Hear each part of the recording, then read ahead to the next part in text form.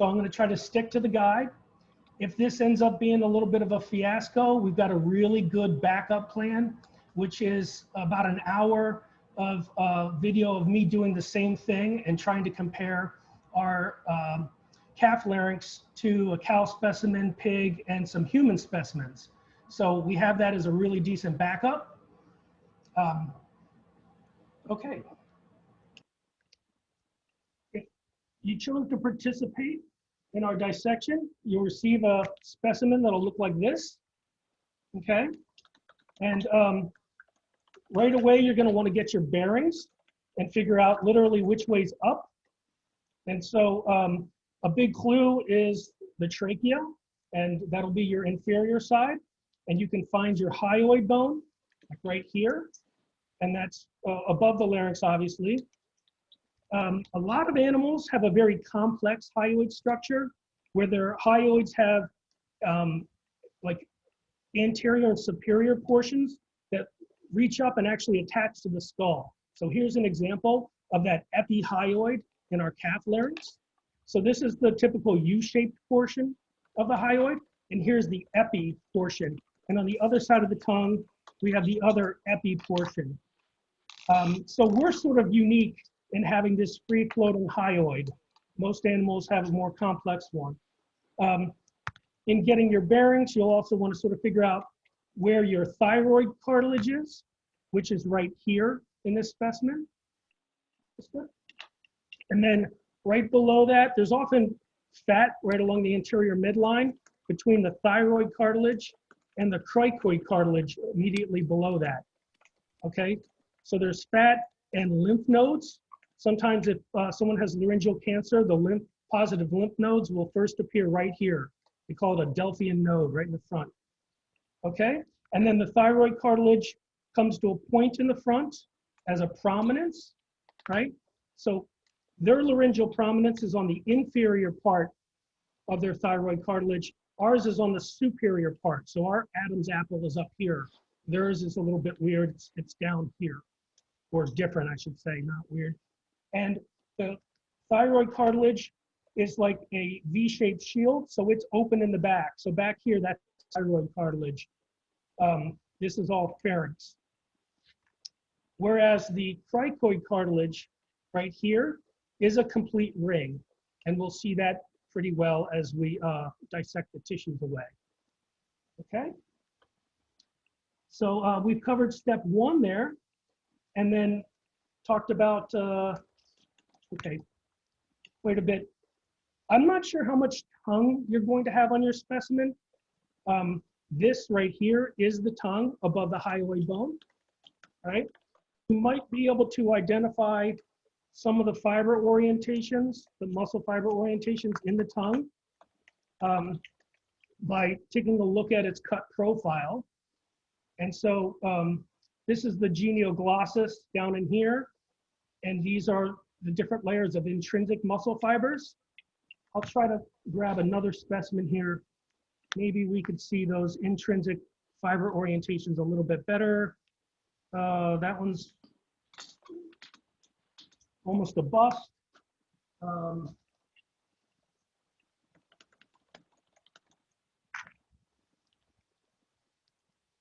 And so you might be able to identify, thanks, the longitudinal fiber layers right under the epithelium, which is, has a distinct orientation and look to it compared to the center fibers, which run transversely and horizontally. Those show up pretty well in that video I created. So if you have enough tongue, you might be able to take a look at those fiber orientations. Okay? Then I'm pretty sure all the specimens that people will pick up will have at least some soft palate. Okay? So you'd want to take a look at where your oral cavity would be, just above the hyoid bone. Okay? And then somewhere around where the epiglottis is, which is right here in this specimen, very pliable, flexible, is going to be a bridge of tissue. This is the soft palate. So the hard palate would have been up here, okay? And the soft palate is just above the epiglottis, and you've got an oral cavity opening beneath the soft palate. Put my finger under there. And then you have a nasopharynx opening on the other side of the soft palate, okay? So when you look from above, your epiglottis might be in front of the soft palate, or it could actually be back here behind the soft palate. And I want you to make note of just how high up the larynx resides in these animals, right? We have a very descended larynx.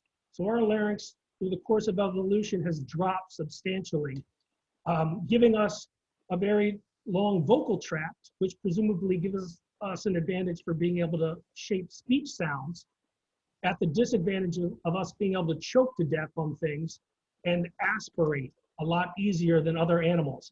Other animals can often drink without fear of aspiration, even while they breathe, because the larynx sits so high that the epiglottis actually comes up into the nasopharynx and the nasal passage just by default, giving them the opportunity to have liquids go around beside the epiglottis and avoid going into the airway, which would be right down in here, right? They can swallow around the epiglottis, keep the liquid on the safe side of the aryepiglottic membrane here, or fold. But we can't do that as human adults. We can, though, do that as a human infant or a newborn. So when you're first born, your larynx resides fairly high in your neck, and your epiglottis sticks up into your nasal passage just like this. And so you can suckle and have milk go around the epiglottis while you still breathe. So babies don't need to suckle, suckle, suckle, take a deep breath, suckle, suckle, take a deep breath. They can breathe and suckle at the same time because they can swallow liquids and breathe at the same time, right? Okay, any questions about this arrangement? Okay. Let me see. I can go ahead and cut that soft palate now, get it out of the way. And you've got a clearer view then of the epiglottis. And if you were to take our epiglottis and pull it backwards, you'd see a very pronounced hyoepiglottic ligament right here. They've got one, it just doesn't stick up quite as much as ours does. And because ours sticks up very high, it sort of almost comes up this high, it creates pits on either side. And do you remember what those pits just at the base of the tongue are called, that food passed through? Those are the valleculae, right? So the calf valleculae would be right here, food passes through the valleculae and then around the epiglottis on both sides into the piriform sinus, which is down in here on both sides. You'll see that a lot better once we cut the pharyngeal tissues away. Okay. Dr. Heaton, can I ask a question? Yeah. Oh, sorry, I have two computers on. When the larynx descends, what exactly is descending? Like, is the cartilage just getting longer and the vocal folds are in the same place, so it's just relative to everything else? And are there any conditions where the larynx doesn't descend and that might cause problems? No, so what I mean by descending, it's in that as we mature, the larynx gets, as a voice box, right? The laryngeal framework gets progressively further down in the neck in relation to the tongue. Okay, so it's all in relation to the tongue. So it's a gradual developmental process. It's not more of a rapid descent right at one point in time. And the changes you get in voice, for example, at puberty, aren't really related to that descending process. So it's not like it descends at puberty or something. It descends just as we mature. It starts from birth and then probably peaks out at about puberty. Okay. So we looked at the hyoepiglottic ligament and the valleculae, and then let's take a look at the suprahyoid and infrahyoid muscles.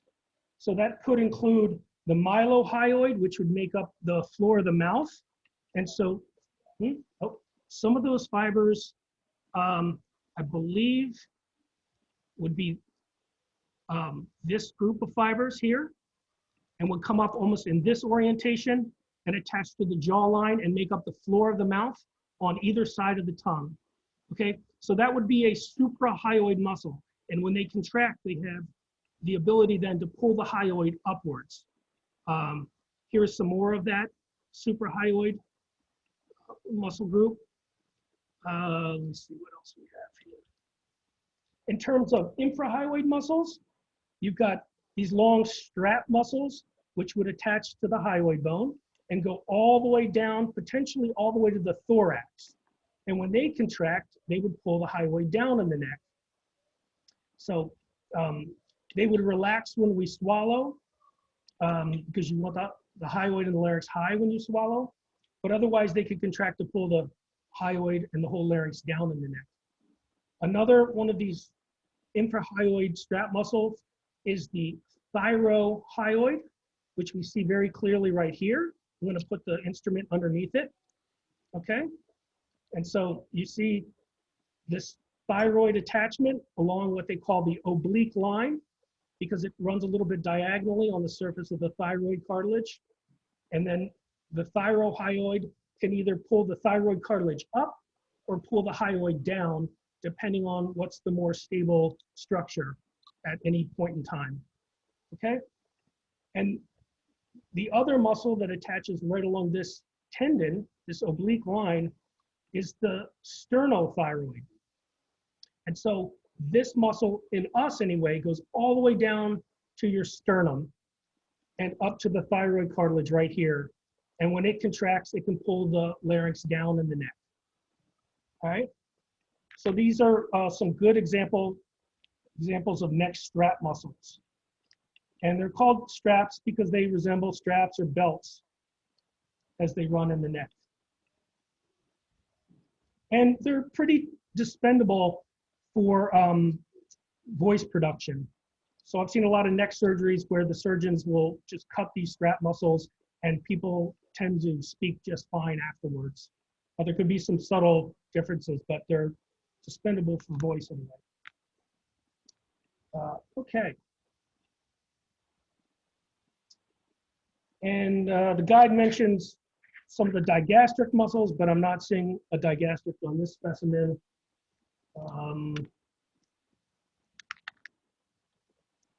Or on this one. Okay, so we'll move on. Good. Other things that I say that we should take a look for and maybe be able to identify around the larynx, sort of paralarynx structures here in the neck, would include some of the glands you might be able to find. So one gland I can see right here that has a distinct look compared to the surrounding fat and connective tissue and muscle. So this is muscle, right? A little darker. I'll move this up. And this is gland. This is thymus gland. And we have thymus gland as well.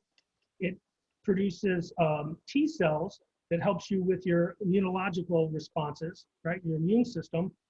Our thymus gland is actually down deeper in the chest, like behind your sternum, right at your primary bronchi. And it atrophies during development so that as an adult, you have barely any thymus left at all. But in these calves, they have pretty big thymus glands on both sides of the trachea. So you might be able to identify that. It almost looks like fat, but it is a little bit different as gland. Okay. Other things you might be able to spot on your lateral larynx is, and I'm not seeing it on this specimen, but I can cheat because I have two. So I can look on this one.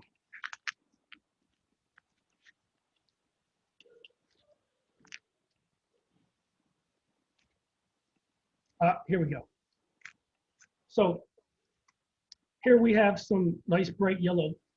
You see that? Okay. Yellow fat. And I don't know if you can see this vessel here. See if I can clean that off any better.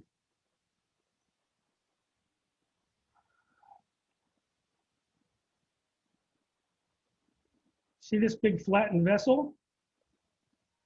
You want to see if you could find this on yours. This is the common carotid artery. So I might be able to get something into this lumen here. How's our cow? Oh, thank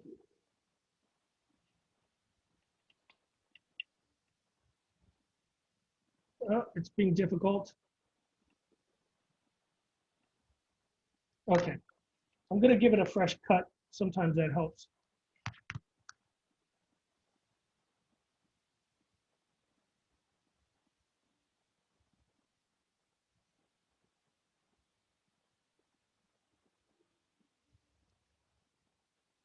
All right, well, you'll have to trust me.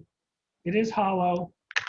It is your head's main blood supply. It hasn't split yet into an external carotid versus an internal carotid. Your internal carotid supplies your brain, and the external carotid supplies the other tissues of your head. So now the probe's in the carotid. So you can see it's a nice thick-walled artery, okay? Veins are really hard to spot in your specimens, but the artery's pretty clear, this carotid. In you, just like the calves, you're gonna have a very large nerve. It's a mixed sensory motor nerve that runs within the same connective tissue sheath as the carotid, called the vagus nerve. Vagus, right? So this is heading down to innervate all of your viscera, smooth muscle throughout your intestines, your stomach, your lungs, all of that, right? So do try to find your carotid and the adjacent vagus nerve. Your recurrent nerve will fall right between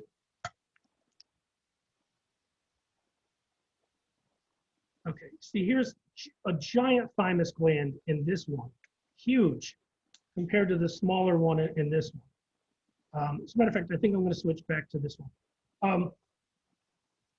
Thymus gland, and then adjacent to that is esophagus, okay? And running right between the trachea and the esophagus is the recurrent laryngeal nerve, heading up to go under this gland here, which we'll point out in just a second, the thyroid gland. You might be able to find the nerve heading up right in this vicinity. And I think I'm going to get lucky here and be able to spot this one pretty quickly. It's already jumping out at me. We have those spinner scissors right there.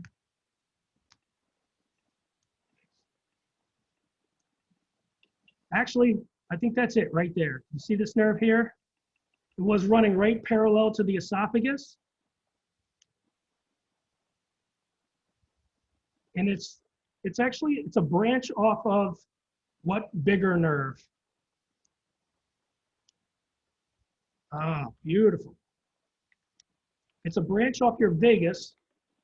So the vagus will travel down into the thorax, but en route, all of these axons will come off the vagus and come under some of your neck vasculature, your subclavian arteries, and then recur back up into your larynx, right behind your thyroid gland.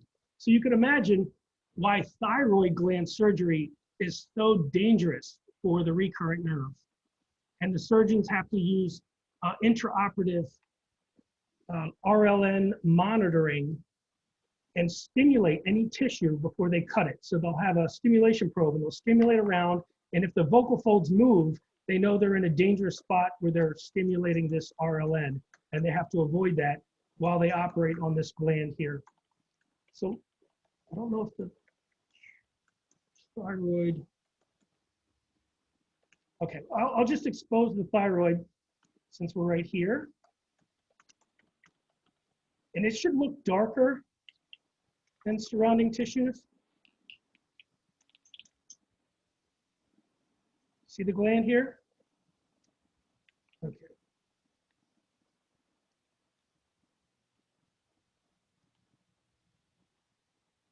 Okay. The next thing in the guide that I point out or I mention are your tracheal rings. And in calves, just like us, the term tracheal ring is a little bit of a misnomer. because they're not actual rings. They're semi-rings. They're more like horseshoe shaped. So you see if I turn it up on its side, you've got these semi-rings which are open in the back. So this back wall is all smooth muscle. It's called the trachealis. And that's under your autonomic nervous system control. And we can control just how tightly or loosely these tracheal rings are pulled together, which will modulate your airway resistance. Okay, so that's under smooth muscle control. So this is all trachealis back here. Okay. So I see a question just popped in about what doctors are palpating when they're checking for swollen glands in your neck. And that would actually typically be your submandibular glands. So I'm not sure if we have any here, but your submandibular salivary glands can get inflamed with upper respiratory infections. And I'm looking for, so in calves, that's all this gland right here. See, it's pretty big in this specimen right here. Just adjacent to the hyoid, and the jaw line would be right about here. So they'll palpate sort of under the jawline. Okay, nice question. With the calf here, and also with us, one thing I wanted to mention, if we come back, okay, next. And expose that thyroid gland, okay? It's got two regions to it. So just to get your bearings, this is the anterior surface of the trachea. And so here's that big thyroid gland. You can see, let me close.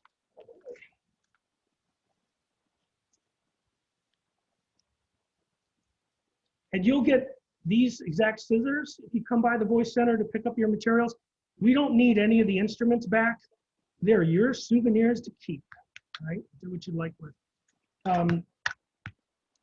There's the gland, and just like in us, there's a bridge of gland that comes across the anterior midline, just under the cricoid cartilage.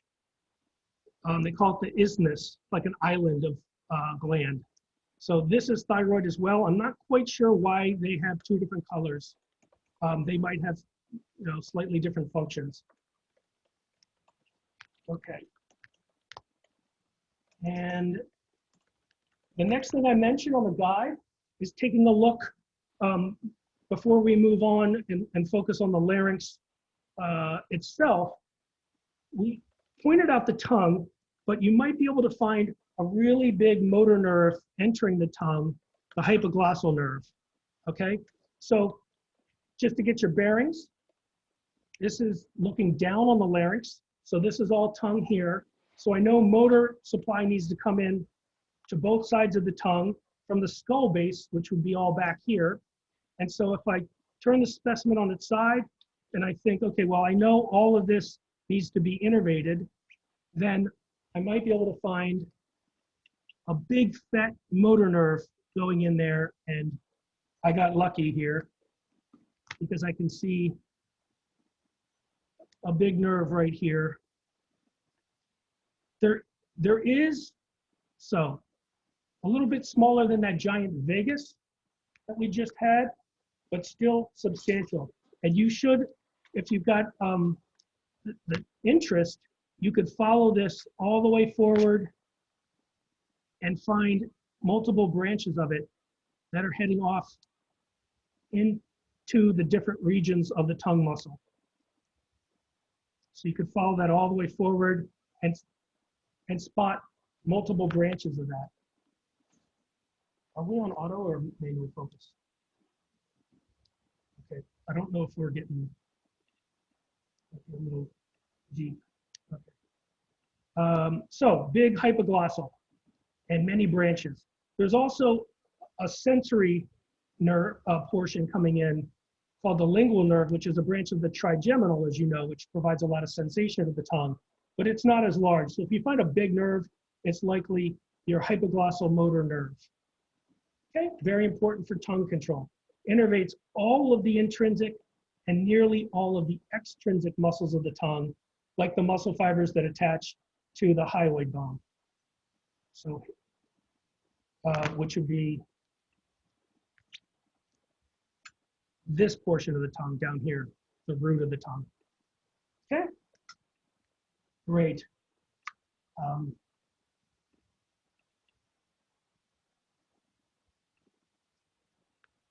Okay, so the next step I mentioned is exposing the thyroid cartilage and trying to find the superior laryngeal nerve.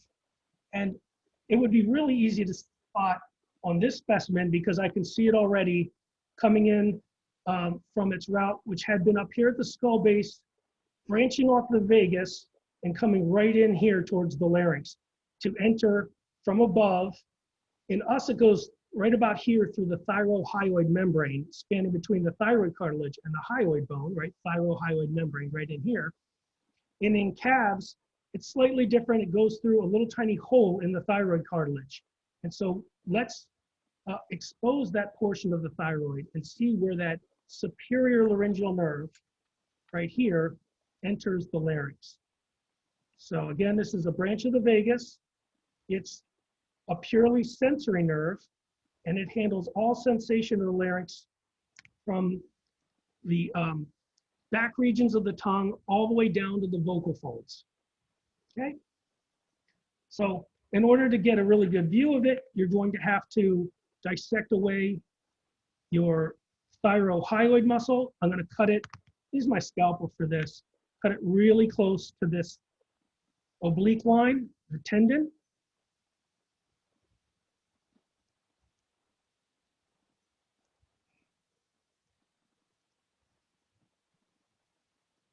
Showing up well?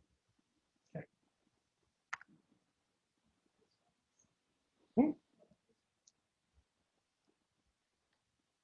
Yeah, that'd be good. Okay, so lots of good stuff to see here.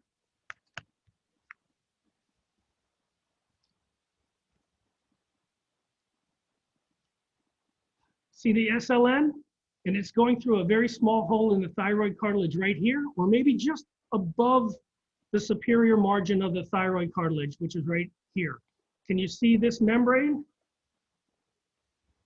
So that's your thyrohyoid membrane right there. And you can palpate this region of your own larynx by feeling where your hyoid bone is and pressing in. And hopefully, if you're not too tense and carry your larynx too high like I do all the time, you'd actually feel a space right here where you can push in. When Tara grabs my larynx, she often can't feel this space at all until she really digs in and pushes and massages, and she can get my thyroid to drop down, and I sound a little better for a while. So that's the membrane right there. Monica just brought me over a couple of specimens she freeze-dried, and so here's a mummified, freeze-dried calf larynx, right? So thyroid prominence right here, epiglottis right here. This is rock hard. But see that little hole? That's where the superior laryngeal nerve's entering. Okay? And the same's true for the cow. So big cow larynx there. Same hole. But for us, it enters through the membrane right up about here. The hole needs to be pretty big because it's not just the superior laryngeal nerve, thank you, but it's also the superior thyroid artery and vein. So there's a vein, artery, and the nerve goes through that hole. But those vessels, I can't see them here. They must be collapsed, or maybe the cat's a little bit different. So what are these? Oh, okay. We might get to them. Okay. All right, so we've seen a lot of nerves. This is, as I said, the superior nerve, the internal branch. So this might be abbreviated the ISLN. There's also an external superior laryngeal nerve, or ESLN, and that's going to enter the cricothyroid muscle and innervate the cricothyroid. So here's that sternothyroid that we saw before. Is it focused good? Okay, so I'm going to remove the sternothyroid. Actually, I'm just going to pull it back for now and better expose the cricothyroid, which attaches to the thyroid cartilage just under the sternothyroid. So if I get rid of some of this fat, right? You can see the CT much better. And if any questions come in, please remind me, because I can't really check the screen. I can't see the chats. I'm monitoring the chat, Dr. Oh, Heaton. okay, great, thank you.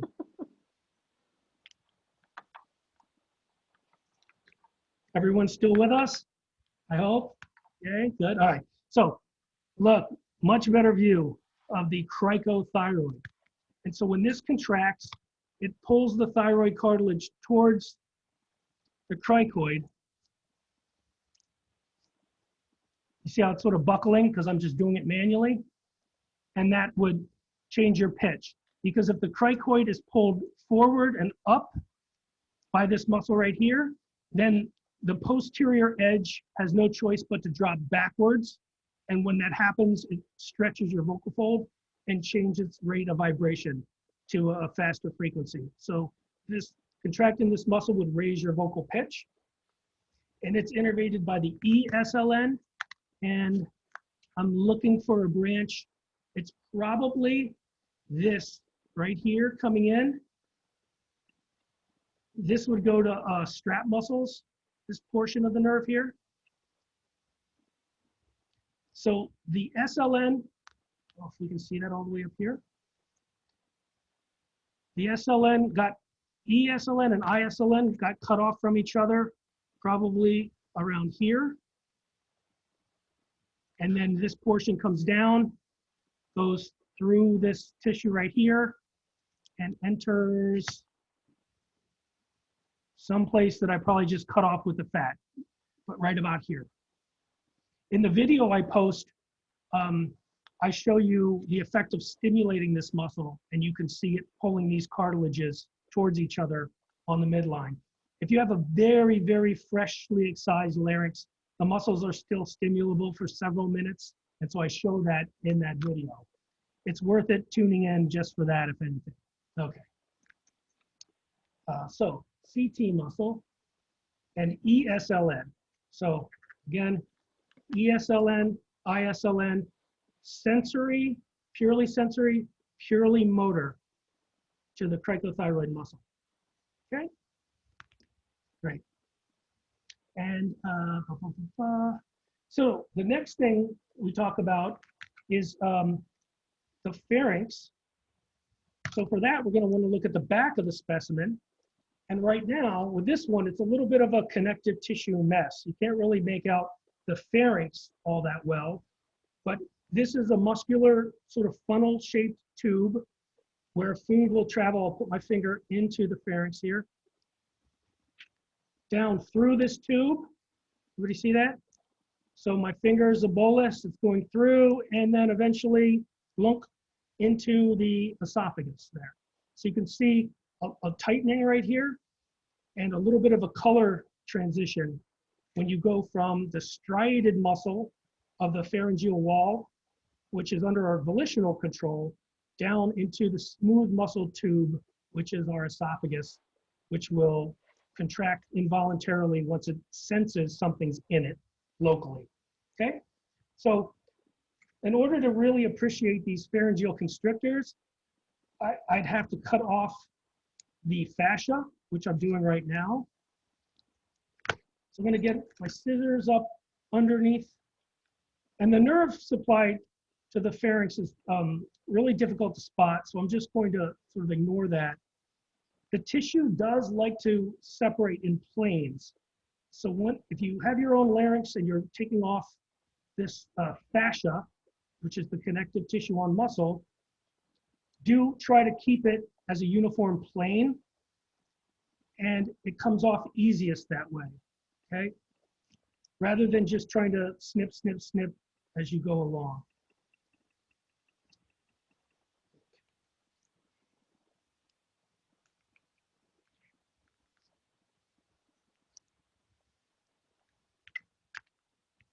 So, if I was going to obsess about it, I would go a little deeper and even take this white fascia off. But at this point, I think we have enough for our demonstration purposes. Let me sort of prop it up here a little bit.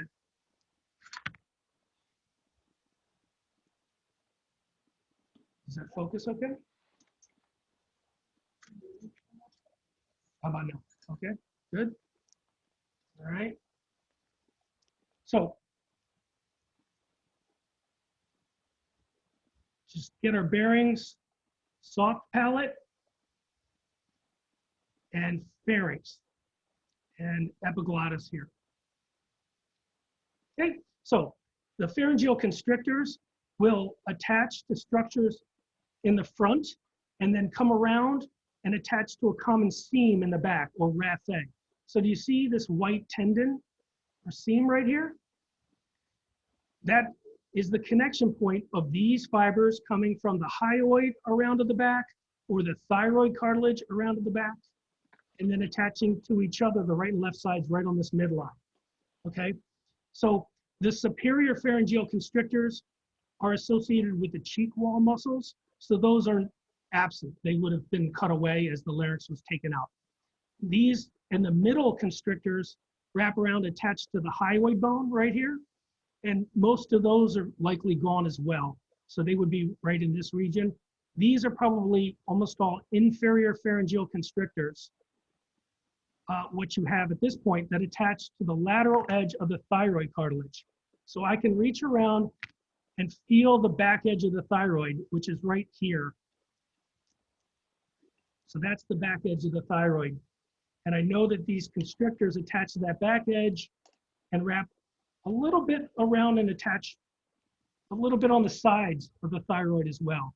So I cut open that constrictor a little bit here. Okay, but this is inferior pharyngeal constrictor attaching to the thyroid cartilage. So I just cut some of that away.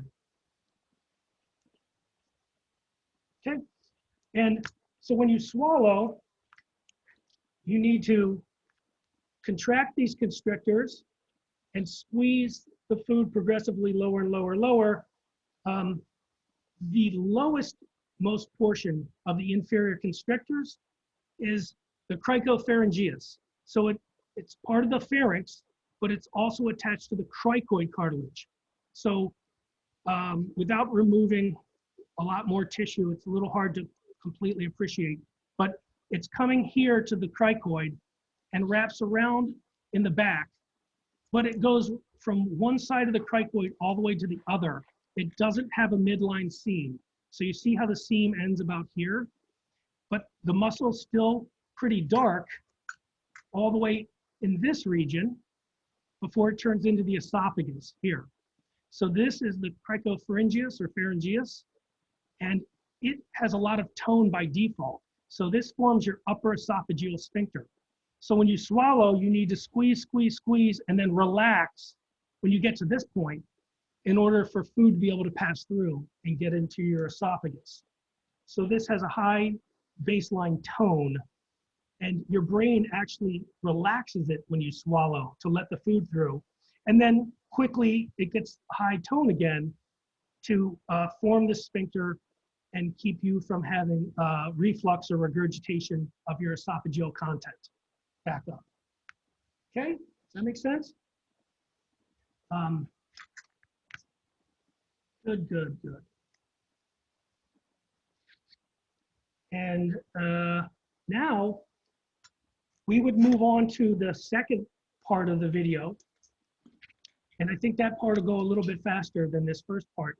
But what we do at this point is cut open our pharynx and expose the mucosa, or the internal surface of our pharynx.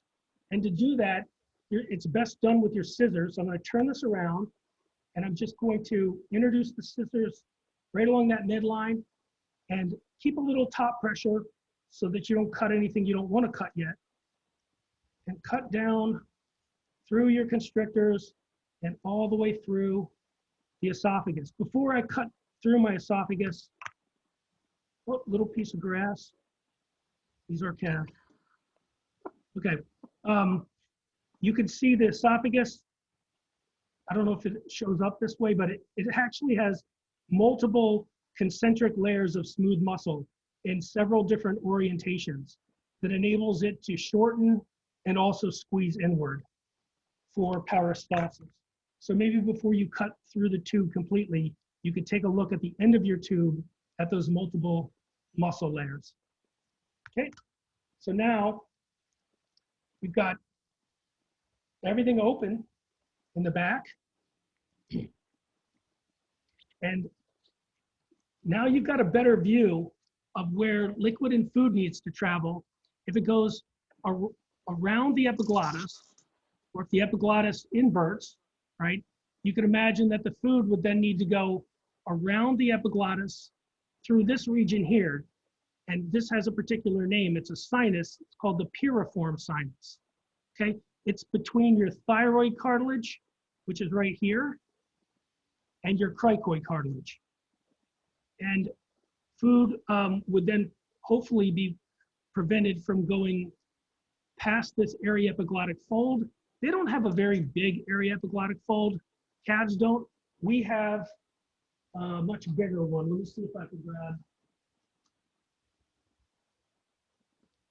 So here's a human specimen with the epiglottis, and you see the fold is much more pronounced at aryepiglottic fold.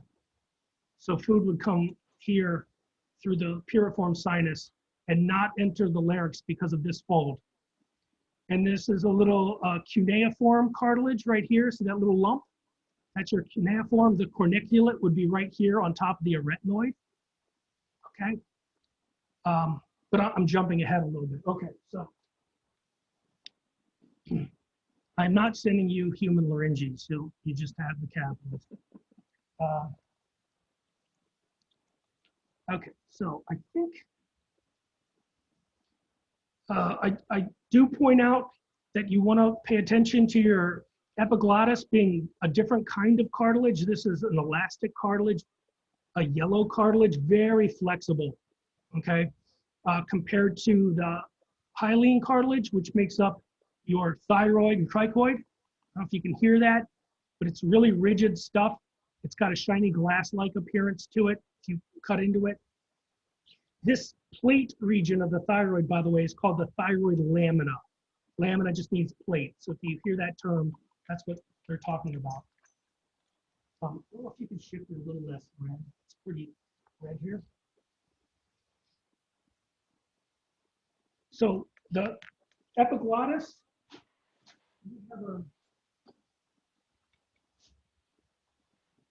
did you see how to cut epiglottis in this one? Let's move over there. It's, I don't know if it's showing up in the video, but it's actually perforated. So sometimes if somebody gets cancer on one side of the epiglottis, it can quickly spread to the other because there are little tiny through holes, which gives it extra flexibility because it's not just a solid piece of cartilage, but it's a perforated piece of cartilage. And Monica's trying to find a cut specimen so we don't have to cut into this one right now to show you that those little holes. Okay. Oh, okay, so here's one that I had cut open. I'm just going to cut the epiglottis, and we'll see if we can.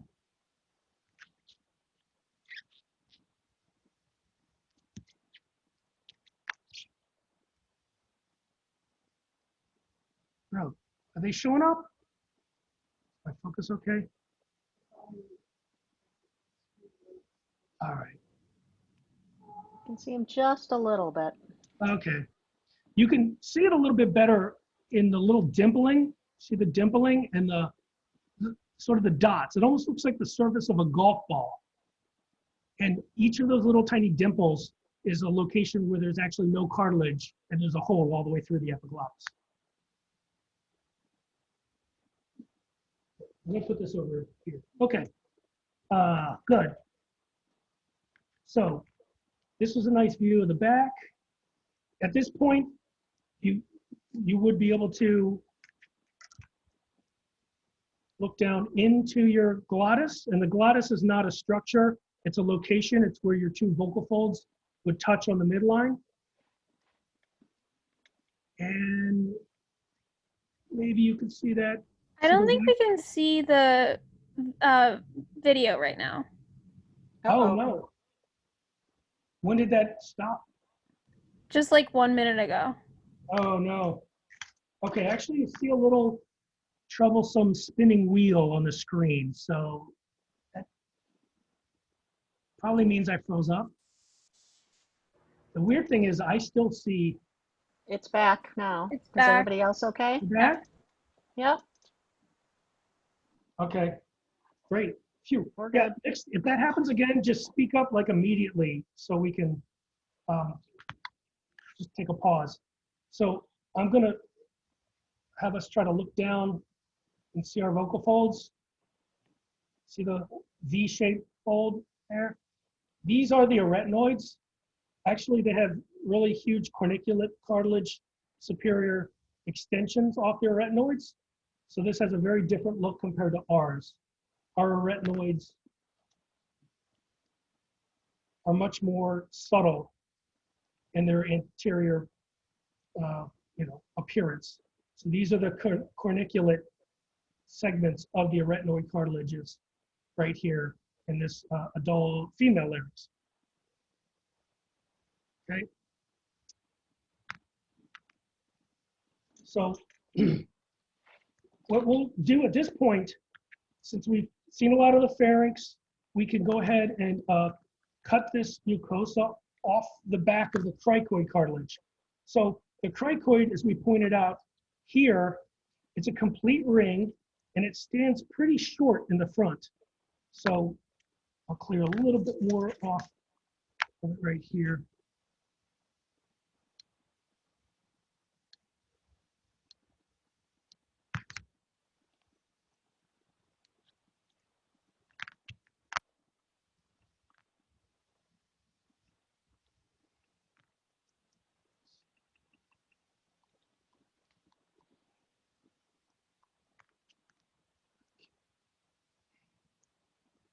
Good. So it stands fairly short in the front, but it stands very tall in the back from here to here. And so it's angled from here all the way back up to here. So it's like a signet shape, like a signet ring shape. And I don't think I pointed this out before, but you see as I separate the thyroid and cricoid cartilages, you have a very distinct membrane appearing. And it's called the cricothyroid ligament at its thickest point right here in the front. And so if people have to have emergency airways introduced, like there's no other choice because they've got something lodged all the way into the antrum or top of their larynx, and they need an alternate airway, this would be a location where they might introduce a tube to give somebody the ability to breathe without risking their vocal folds, because the vocal folds attach to the thyroid about up here. So you're below the vocal folds at this point, and there's an entrance option right into the airway right there. So I'm going to clear the mucosa off the back of this larynx. Oh, did we freeze up again? Because it's got that. Oh, what? I know, but can you still see me? Yep. Okay. And then I assume we were in high def mode. Oh, you can't. Oh, I get it. When does that happen? Right after this?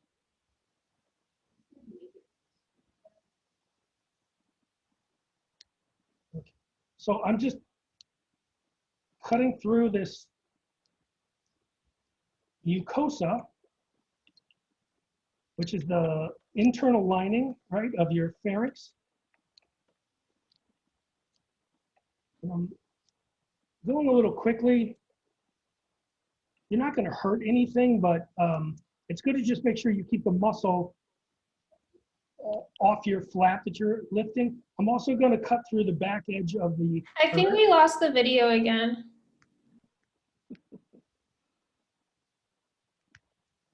Yep, so video is gone, Dr. Heaton. Okay. Could you do anything? Do you have my audio? Yep, Okay. While we're down, I'm going to. now you're back. Can you switch over to the other view? The other camera? So this camera is back in focus or in view. Okay. Let's not mess with it. We'll just stick with this for now because if we risk it, this could be trouble. Okay. So I'm going to cut through the posterior aspects of the arytenoids, and you'll see the cartilage sort of in a cut profile.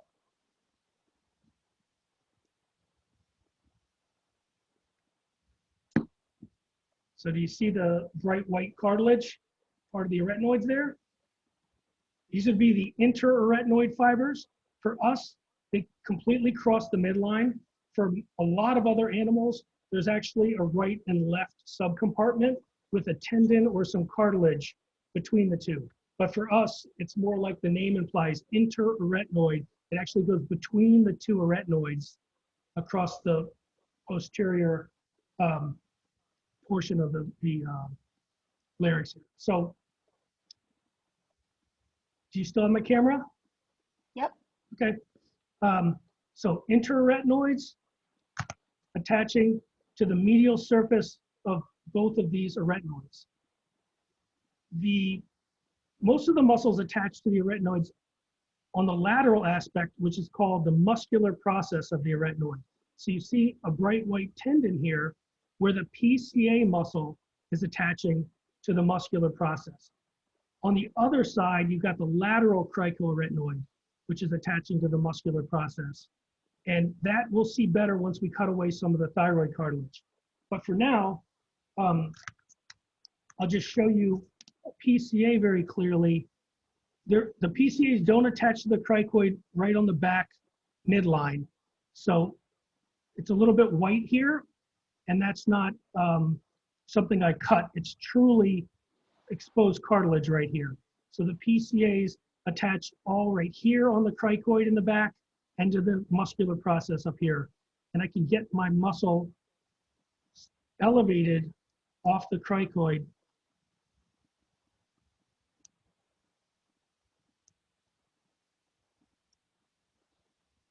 So now I'm under the PCA muscle and I can actually remove it. Try not to completely tear it apart. I'm taking it off the cricoid in the back.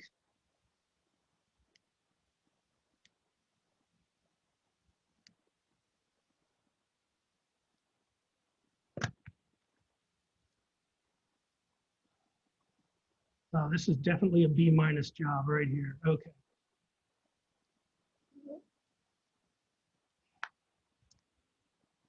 Oh, that's working. Okay. So this would be called the cricoid lamina because it's almost like a flat plate on the back edge of the cricoid cartilage. So this is all cricoid cartilage right here. This is the lamina. So the PCA attaches to the inferior portion of the lamina, and then it goes up and attaches. And here's a little bit of the recurrent laryngeal nerve that innervates the PCA muscle.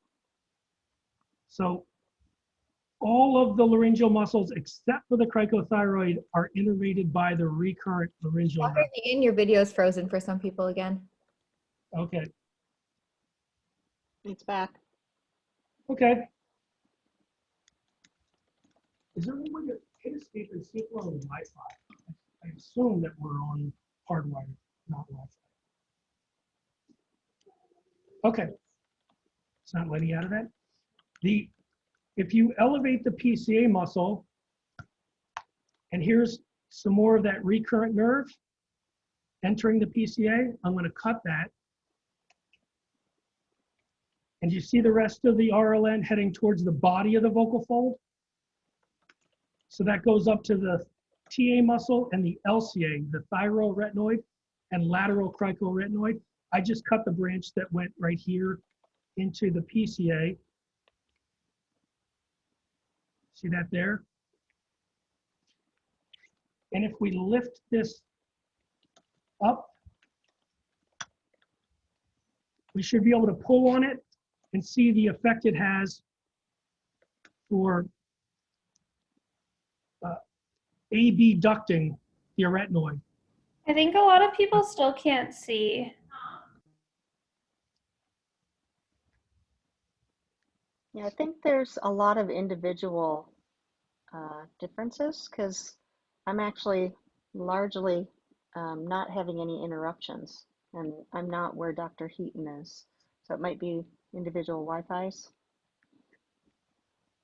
Yeah, that would make more sense because it's got to be, I think, more of an all or none if it's on my end. Right. Yeah. Yeah, because when people are coming up saying screen is frozen, some people are saying, no, not mine, and other people are saying, me too. Well, maybe what everybody can do, which could help, sometimes this helps, is if you could turn off your own video share. And so then the overall call has less bandwidth eaten up by everybody's thumbnail.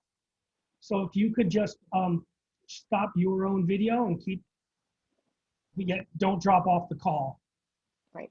so to speak.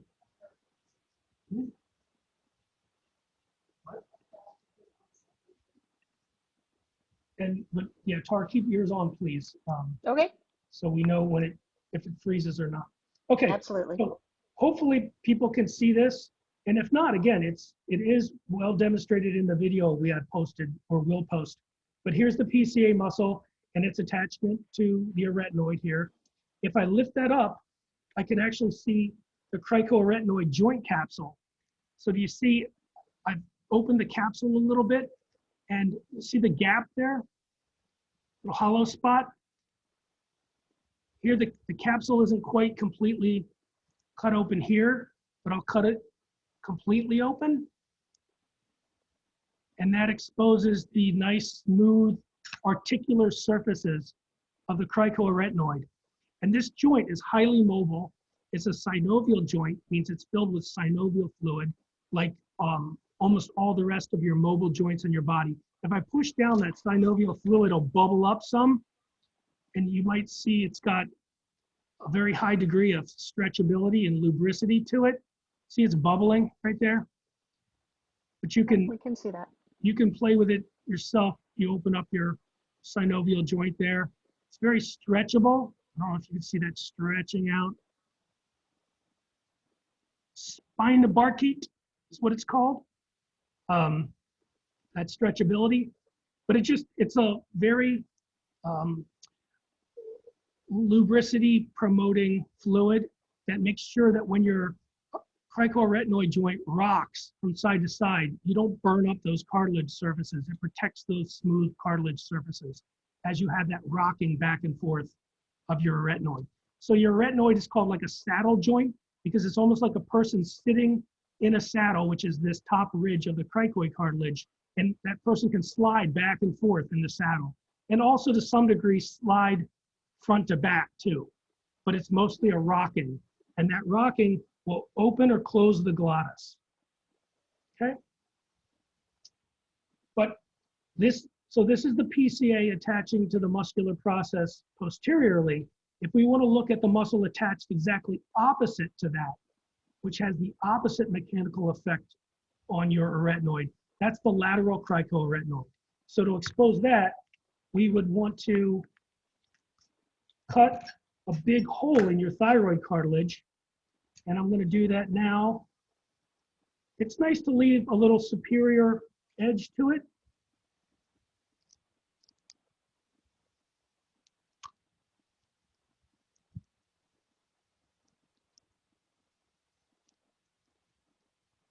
And I'm cutting all the cricothyroid fibers right there.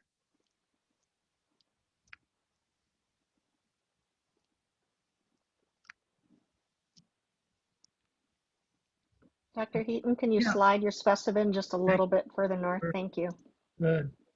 There we go. So I kept some of the superior portion of the thyroid cartilage, and I made a not exactly straight cut through, but maybe close enough. I want to obsess on this. Let's just straighten this out a little bit. And then coming from underneath, I'm going to cut this whole window away. And so you'll have some paraglottic fat, which is yellow tissue here.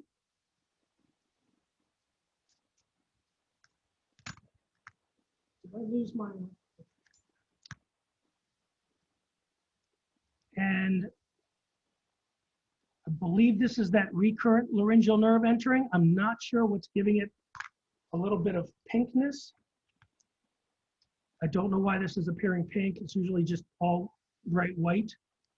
But here's the recurrent nerve coming in to innervate the body of the vocal fold, which will be right here.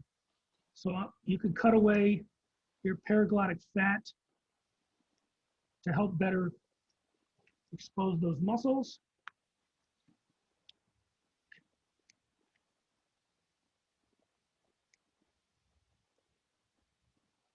Oh, this will be nice. Okay, this will be good.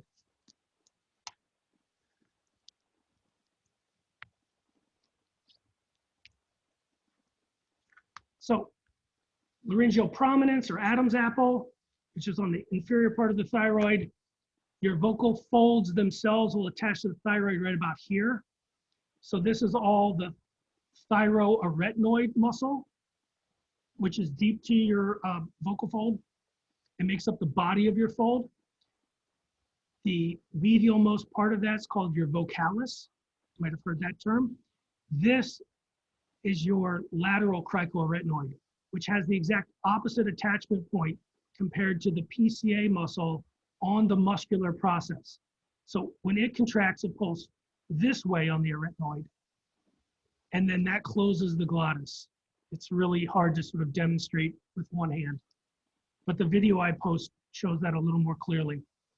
So I don't know if you can see the division between, I'm going to cut the RLN just to get it out of our way here.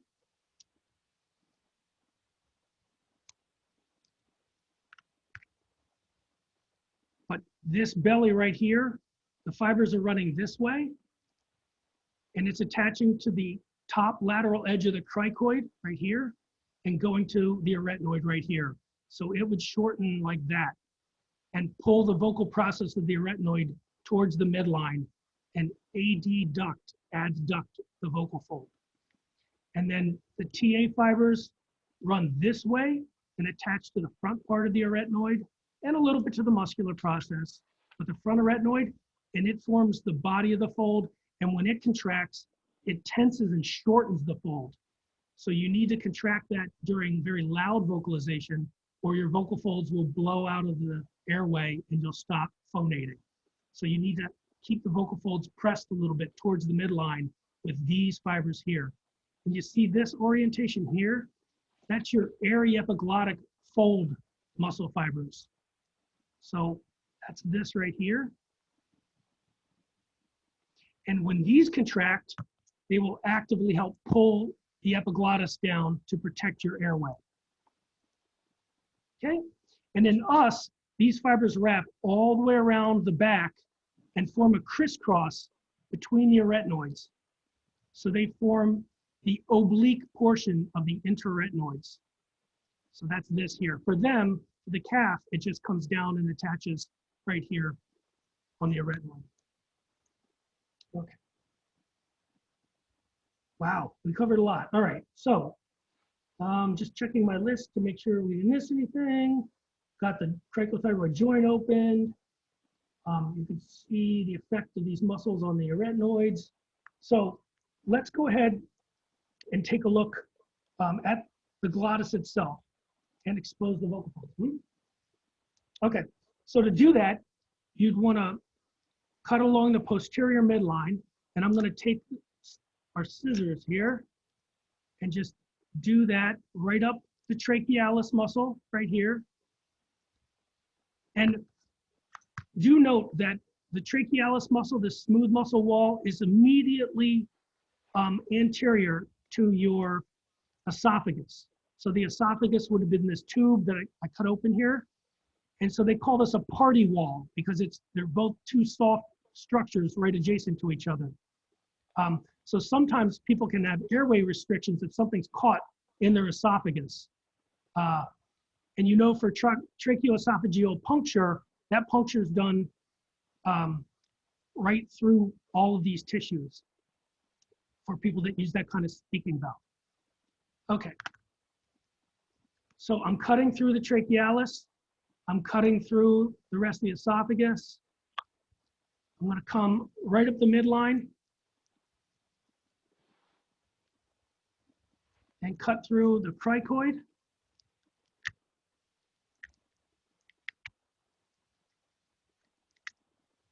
And through the arytenoids. And then that'll expose your airway and your vocal folds. So this is the arytenoid, and you see it dictates the position of the vocal fold. So it will cause the vocal fold potentially to AD duct or AB duct, depending on the movement of that cartilage. So the arytenoid actually extends into the vocal fold, making up about the posterior 1/3 of the vocal fold as the vocal process. So that's what I have a hold of right here. So this part of the fold is sort of hard because it has arytenoid cartilage in it. And then in us, we have a very well-defined vocal ligament that travels from the arytenoid all the way to the anterior commissure here. And in calves, they have no true vocal ligament and sort of a pad-like vocal fold. And if you get your own larynx, you should feel this. It's super pliable. It's very squishy. Okay. A big difference between the calf and us is that they've got a true fold, but no false fold and no ventricle up here. So there is no divot above the true fold or ventricle. They just have a gradual taper from their fold up to the epiglottis. So that's a big difference. Let me see if I can grab one of the human specimens here. I already cut through these tissues in this one. I don't know if you can see this.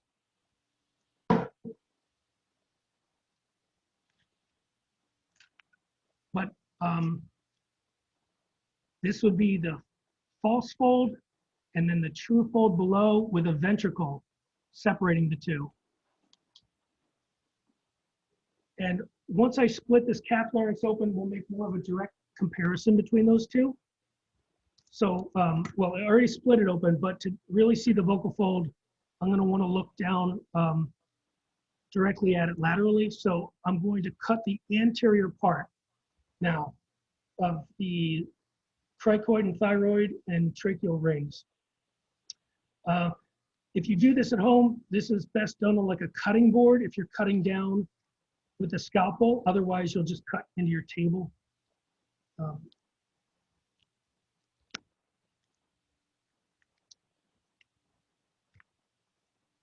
And these tissues did come from a food-producing slaughterhouse. So there's nothing inherently dangerous about these tissues. So you could do this in your kitchen if you want. It's just like any other meat that you get from a slaughterhouse, except it's a larynx. Okay. Cut all this away. Sorry, I'm just trimming up both sides.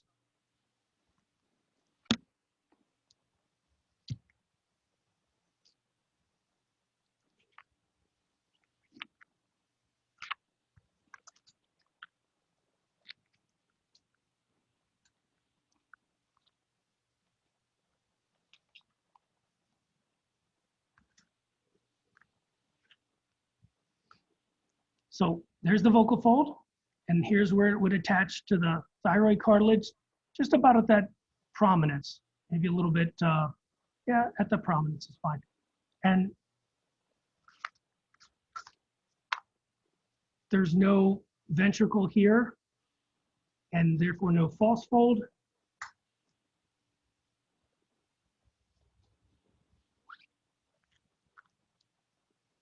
In contrast to a human specimen, where you've got a fairly deep ventricle right here above the true fold. If we take our cap specimen now and cut transversely through the fold, you could see the different layers of the fold.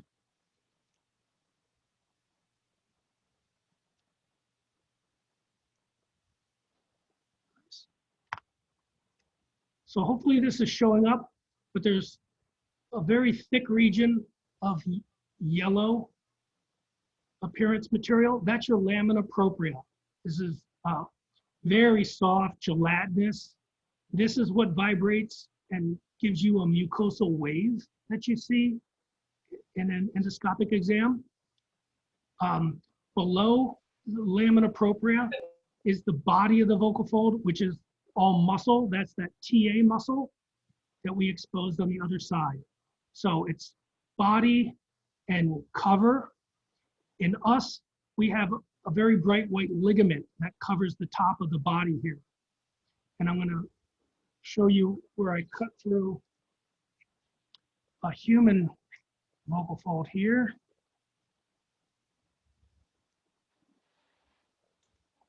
And this has gotten a little pale, but you see how the body is much thicker, more pronounced, and we have only about 1 millimeter of lamina propria right here, whereas in the calf, it's like 4 millimeters of lamina propria, so that's a big difference.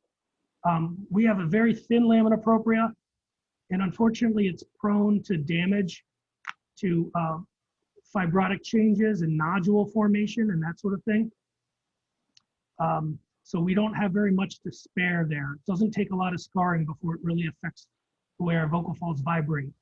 And unfortunately with this specimen that I've frozen and thawed a couple of times, you really don't have a nice, clear, bright white ligament, but it is just above the body or muscle of the vocal fold.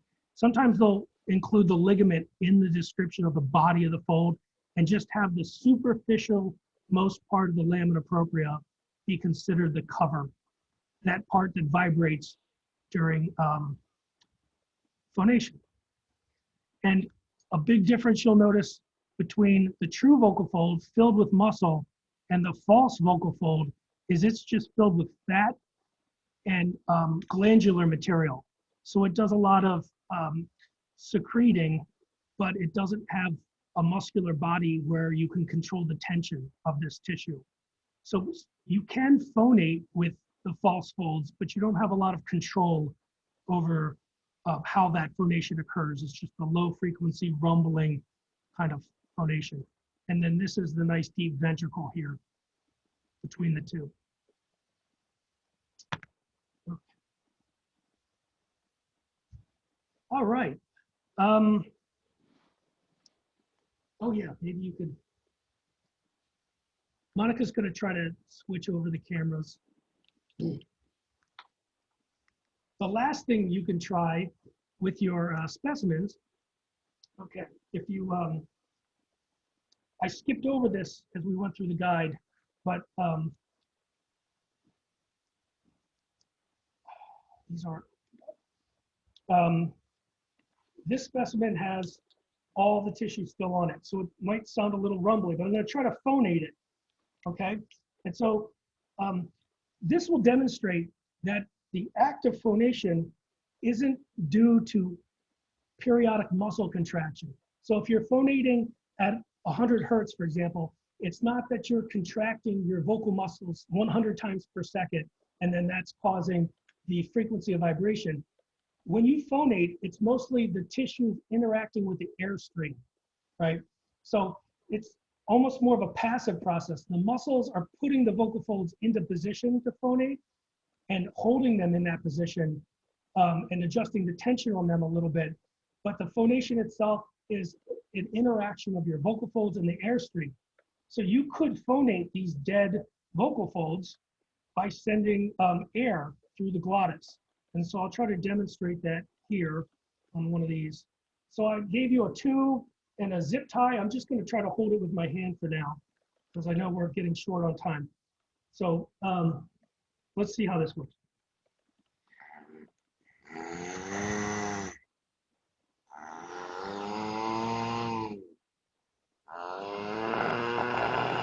Little chaotic, little unstable.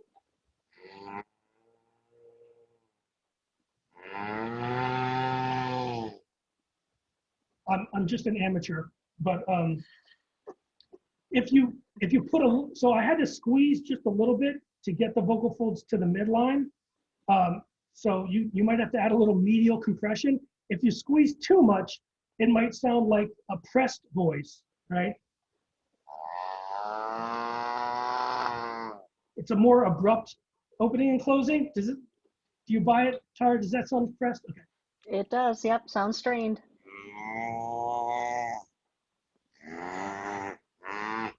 So that's one of them. Oh, I cut the other one open, so I can't phonate that one. Okay. All right. So hopefully you've learned a bit more about the larynx than you ever thought you might, and had some fun at the same time. I'm happy to answer any questions now, or if you have follow-up ones after you watch the video and do the dissection yourself, feel free to email me. I'm happy to help you however I can. All right, if you have questions now, you're welcome to unmute. Lots of thank yous coming up in the chat, Dr. Heaton. Oh, great. Here's one of those female specimens, and I show this in that video that we post, and here's the rest of the trachea for that specimen. So you can see where the primary bronchi, primary bronchi spread apart. So that gives you an idea of the length of your airway in relation to the size of your larynx. This would be down in the thorax.